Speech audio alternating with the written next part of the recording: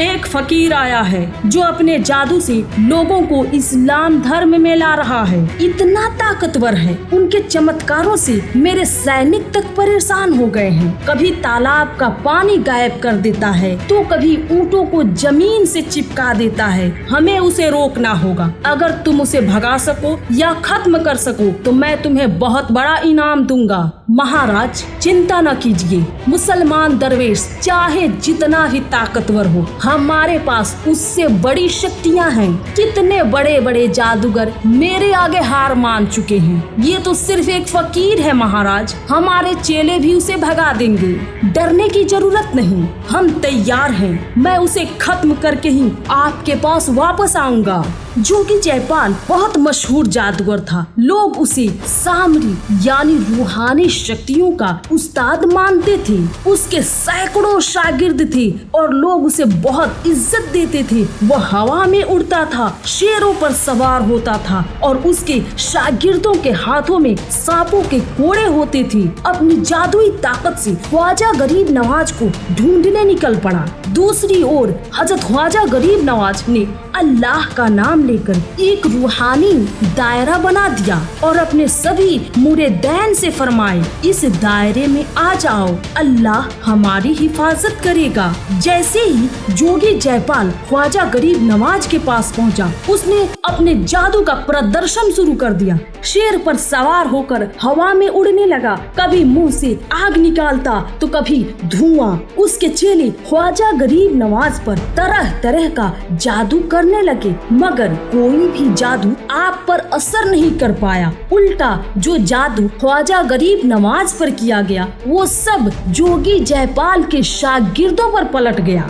उनके हाथ पैर कटने लगे और सांप बिलों में छुप गए। ख्वाजा गरीब नवाज बिल्कुल शांत थे। उन्होंने फरमाया, ऐ जयपाल, तू अपना पूरा जोर लगा ले, लेकिन याद रख हमारे साथ अल्लाह की मदद है। ख्वाजा गरीब नवाज ने सिर्फ अल्लाह का नाम लेकर जवाब दिया और जोगी जयपाल का सारा जादू बेअसर हो गया। उसकी एक एक चाल नाकाम होती गई। फिर जोगी जयपाल ने एक चमड़े का टुकड़ा हवा में फेंका और खुद उस पर बैठकर उड़ने लगा। देखने वाले लोग तमाशा देख रहे थे और खुश हो गए, मगर ख्वाजा गरीब नवाज ने अपने पाँव से खड़ाऊ निकाले और उसको इशारा किया। वो खड़ाऊ हवा में उड़कर सीधे जोगी जयपाल के सिर पर जा गिरी। लोगों ने देखा जोगी जयपाल कैसे मार खाकर सीधा नीचे आ रहा है। आखिरकार जोगी जयपाल ख्वाजा गरीब नवाज के सामने हार मान गया। ख्वाजा गरीब नवाज के कदमों में गिरकर माफी मांगने लगा। जब पृथ्वीराज चौहान और जयपाल ने देखा कि उनका कोई भी जादू अब काम नहीं कर रहा तो वे बहुत घबरा गए। फिर उन्होंने माफी मांगते हुए ख्वाजा गरीब नवाज से पानी वापस करने की गुजारिश की, क्योंकि लोग अब प्यास से मरने लगे थे। ख्वाजा गरीब नवाज ने अपना लोटा जोगी जयपाल को उठाने को कहे, मगर जोगी जयपाल लाख कोशिश करके भी उसे हिला न सका। फिर ख्वाजा गरीब नवाज ने रामदेव को बुलाया। उसने आसानी से लोटा उठा लिया। ख्वाजा गरीब नवाज ने थोड़ा पानी चारों तरफ छिड़का और सारा तालाब, कुएं, झरने फिर से पानी से भर गए। यह करामात देखकर सब लोग हैरान रह गए और कहने लगे, हमने तो उम्र भर देवता और जादूगरों की पूजा की, मगर ये सब तो हमारे किसी काम नहीं आए।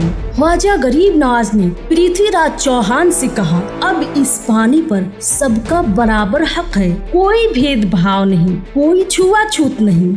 एक वक्त था जब हिंदुस्तान बुराइयों में मुब्तला था। बाल विवाह, सती प्रथा, छुआछूत आम था। लोग बुत परस्ती में डूबे हुए थे। इस सरजमीन पर हक और इस्लाम का नामो निशान नहीं था। उसी वक्त ख्वाजा गरीब नवाज को एक ख्वाब दिखाया गया। उन्हें नबी सल्लल्लाहु अलैहि वसल्लम ने फरमाया, ऐ ख्वाजा मोइनुद्दीन, तुम हिंदुस्तान जाओ और वहाँ इस्लाम का सच्चा पैगाम फैलाओ। वहाँ के लोग दौरे जाहिलियत और बुराई में फंसे हैं। शैतान ने उन्हें गुमराह कर दिया है। अगले दिन ख्वाजा गरीब नवाज अपने 40 मुरीदैन के साथ हिंदुस्तान के लिए रवाना हो गए। लंबा सफर तय करने के बाद वे राजस्थान के अजमेर शहर पहुँचे, जहाँ का राजा पृथ्वीराज चौहान था। ख्वाजा गरीब नवाज अपने 40 मुरीदैन के साथ शहर के बाहर एक घने पेड़ की छांव में बैठ गए। ये वही मैदान था जहाँ राजा के ऊंट बैठा करते थे। राजा के सिपाहियों ने जब देखा कि कुछ मुसाफिर ऊंटों की जगह पर बैठ गए हैं तो उन्हें बहुत गुस्सा आया। उन्होंने ख्वाजा गरीब नवाज से जगह खाली करने को कहा। ख्वाजा गरीब नवाज ने बहुत नर्म लहजे में जवाब दिया, देखो यह मैदान बहुत बड़ा है, हमारे बैठने से ऊंटों को कोई दिक्कत नहीं होगी, दोनों रह सकते हैं। लेकिन राजा के सिपाहियों ने आपके साथ गुस्से और बदतमीजी से बात की तो आपने फरमाया, ठीक है हम यहाँ से चले जाते हैं, कोई और जगह बैठ लेंगे। फिर वे अना सागर तालाब के किनारे जाकर ठहर गए। आज वही जगह ख्वाजा के चिल्ला के नाम से मशहूर है। जब ऊँटों को मैदान में सिपाहियों ने लाया तो वो तो बैठ गए, लेकिन फिर उठ ही नहीं सके। 1000 कोशिशों के बावजूद भी ऊँटों ने हिलना तक बंद कर दिया, जैसे उन्हें जमीन ने जकड़ लिया हो। राजा को जब ये खबर मिली तो उसने अपने मंत्रियों से कहा, कौन है ये दरवेश, कहाँ से आया है, इसका मकसद क्या है, जाओ ढूंढो और उसे माफी मांगो। जब सिपाही ख्वाजा गरीब नवाज के पास गए और माफी मांगी तो आपने फरमाया, जाओ अब तुम्हारे ऊँट उठ जाएंगे, लेकिन सुनो किसी को इस तरह से अपनी जमीन से नहीं भगाना चाहिए, क्या पता कौन किस मकसद से आया है। जैसे ही वो सिपाही वापस गए ऊँट खुद ब खुद खड़े हो गए। इस करामात को देखकर धीरे धीरे लोग इस्लाम से जुड़ने लगे। अना सागर तालाब बहुत बड़ा और खूबसूरत था, जिसे राजा अन्य देव ने बनवाया था। तालाब के चारों तरफ कई बड़े बड़े मंदिर थे, जिनमें राजा और उसका परिवार पूजा किया करते थे। इन मंदिरों में हर रोज सैकड़ों मंदिर जलाया जाता था। सैकड़ों पुजारी और सेवक रहते थे। कहा जाता था कोई शख्स अगर दिन भर गुनाह करे और इसमें स्नान कर ले तो वो पाक हो जाता था। इस वजह से लोग अना सागर तालाब को पवित्र मानते थे। ख्वाजा गरीब नवाज के एक मुरीदैन ने कहा, हुजूर यहाँ पहले भी आपके भाई मीर सैयद हुसैन रह चुके हैं, उन्होंने भी यही जगह चुनी थी और इसे हौजाए मुर्तजा कहा था। ख्वाजा गरीब नवाज ने खुशी से फरमाया, अल्हम्दुलिल्लाह मैं भी उसी जगह पर हूँ जहाँ मेरे भाई ठहरे थे, लेकिन इस वक्त मैं अपनी आँखों से चारों तरफ मंदिर और मूर्ति घर देख रहा हूँ। इंशाअल्लाह बहुत जल्द ये सारे बुतखाने मिटा दिए जाएंगे, यहाँ सिर्फ तौहीद का नूर होगा। ख्वाजा गरीब नवाज और आपके 40 मुरीदैन को देखकर मंदिरों के पुजारी बहुत गुस्से में आ गए। उनका मानना था ख्वाजा गरीब नवाज और आपके साथी पानी को अशुद्ध कर रहे हैं, क्योंकि वजू इससे पहले कोई नहीं उस तालाब में किया था। उन्होंने मिलकर हमला करने की मंसूबा बनाई। पुजारी हथियार लेकर ख्वाजा गरीब नवाज के खेमे की तरफ बढ़े और उन्हें तकलीफ देने की कोशिश की। उस वक्त ख्वाजा गरीब नवाज नमाज पढ़ रहे थे। आपके साथी घबराकर आपके पास आए और हालात बताए। ख्वाजा गरीब नवाज ने नमाज पूरी की, जमीन से एक मुट्ठी मिट्टी उठाई, उस पर आयतल कुर्सी पढ़ी और उस मिट्टी को दुश्मनों की तरफ उछाल दिया। मिट्टी जिस पर भी गिरी उसका जिस्म जकड़ गया, वह कोई हरकत न कर सका। ये माजरा देखकर पुजारी ख्वाजा गरीब नवाज के कदमों में गिर गए। ख्वाजा गरीब नवाज ने उन पुजारियों को कलमा शहादत पढ़ाकर मुसलमान किए। पृथ्वीराज चौहान ख्वाजा गरीब नवाज को पसंद नहीं करता था, लेकिन उन्हें जबरन निकालने की हिम्मत भी नहीं करता था, क्योंकि उसकी माँ ने सालों पहले उसे चेतावनी दी थी, एक दिन अजमेर में एक बड़े दरवेश आएंगे बेटा, अगर तुम उन्हें सताओगे तो तुम्हारी सल्तनत खत्म हो जाएगी।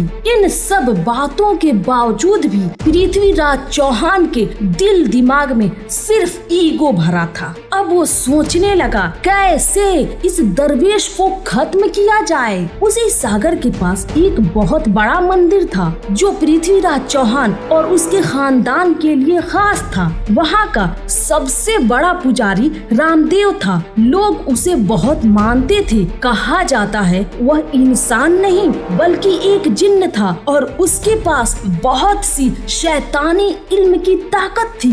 राजा पृथ्वीराज ने उसे अपनी खास हिफाजत के लिए रखा हुआ था। पृथ्वीराज चौहान को जब ये पता चल गया कि ख्वाजा मोइनुद्दीन चिश्ती रहमतुल्लाह अलैह एक बहुत ही ताकतवर दरवेश है, तो उसने सोचा कि इनका मुकाबला सिर्फ जादू से ही किया जा सकता है। इसके लिए उसने अपने दरबार के बड़े जादूगर रामदेव को बुलाया। पृथ्वीराज ने रामदेव से कहा, अगर तुम इस दरवेश को जादू से हरा दो तो हमारा मजहब फिर से मजबूत हो जाएगा। रामदेव ने राजा को भरोसा दिलाया वह उन्हें जरूर हरा देगा। रामदेव अपने साथियों के साथ ख्वाजा मोइनुद्दीन चिश्ती रहमतुल्लाह अलैह के पास पहुंचा। कुछ दूर जाकर देखा ख्वाजा गरीब नवाज एक पहाड़ी पर बैठे इबादत कर रहे हैं। वे किसी और तरफ नहीं देख रहे थे, बस अल्लाह की याद में मसरूफ थे। रामदेव ने सोचा क्यों न मैं पीछे से हमला करूं।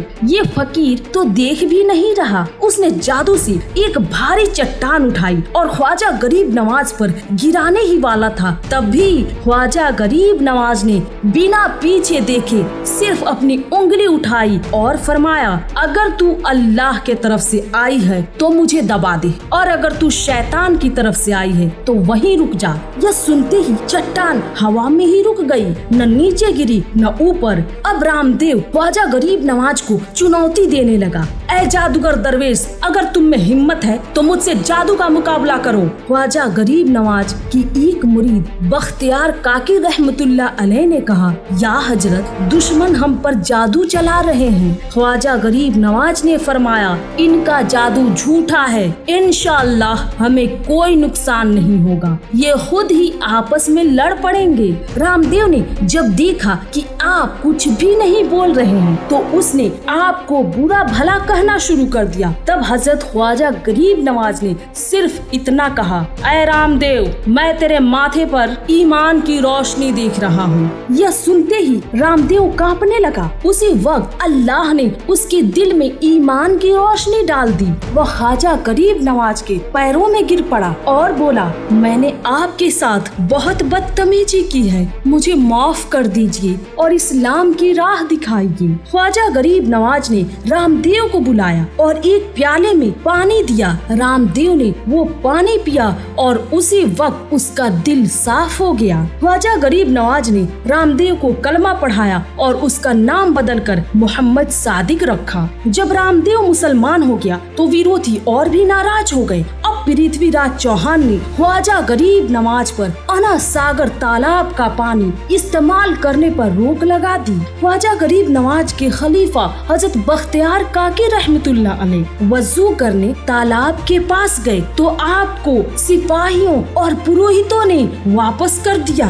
जब ख्वाजा गरीब नवाज को यह बात पता चली तो उन्होंने एक कूजा अपने खलीफा को देकर कहा, जाओ अना सागर से कहो तुझे ख्वाजा ने बुलाया है। जब खादिम तालाब के पास आए और कूजा दिखाकर ये बात कही तो तालाब का सारा पानी उसी कूजे में समा गई। अब अजमेर के सारे कुएं और तालाब सूख गए। पुरोहितों ने सूखा तालाब देखा तो डर के मारे राजा पृथ्वीराज चौहान के दरबार में भागते हुए आए। राजा ने पूछा, तुम लोगों के चेहरे पर इतना डर क्यों है? पुरोहितों ने कहा, महाराज, वो फकीर कोई जादूगर लगता है, उसने अपने लोटे में आना सागर तालाब का सारा पानी ले लिया है। अब इससे हमारा धार्मिक काम रुक जाएगा महाराज, हमारे लोग कैसे पवित्र होंगे?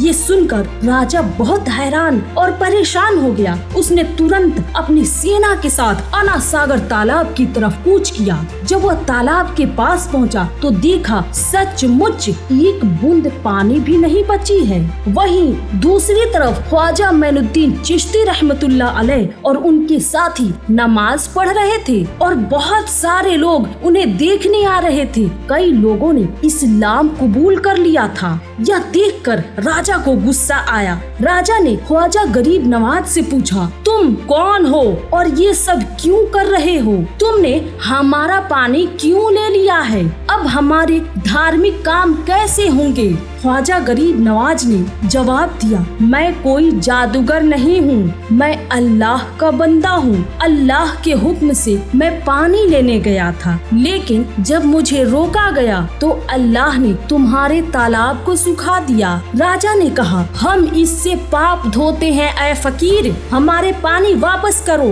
ख्वाजा गरीब नवाज ने बहुत नर्म लहजे में जवाब दिया, पाप तालाब के पानी से नहीं, अल्लाह की माफी से माफ होते हैं। तुम भ्रम में जी रहे हो। अभी सच्ची राह ये है, अल्लाह की इबादत करो और उसी से माफी मांगो। ख्वाजा गरीब नवाज रहमतुल्लाह अलैह की करामात अब चारों तरफ फैलने लगी थी। जयपाल ने ख्वाजा गरीब नवाज से पूछा, हुजूर आपने ये मकाम कैसे हासिल किया? मुझे भी अपना बना लीजिए। सबके सामने जोगी जयपाल ने 3 बार कलमा पढ़ा और मुसलमान हो गया। ख्वाजा गरीब नवाज ने उसका नाम रखा अब्दुल्लाह बियाबानी। रामदेव और जोगी जयपाल के मुसलमान हो जाने के बाद इस्लाम की तबलीग को बहुत बड़ी ताकत मिली। उन्होंने ख्वाजा गरीब नवाज से कहा, हुजूर आप कब तक मुसाफिर रहेंगे? शहर के अंदर चल के ठहरिए ताकि लोग आपकी रहनुमाई पा सके। ख्वाजा गरीब नवाज ने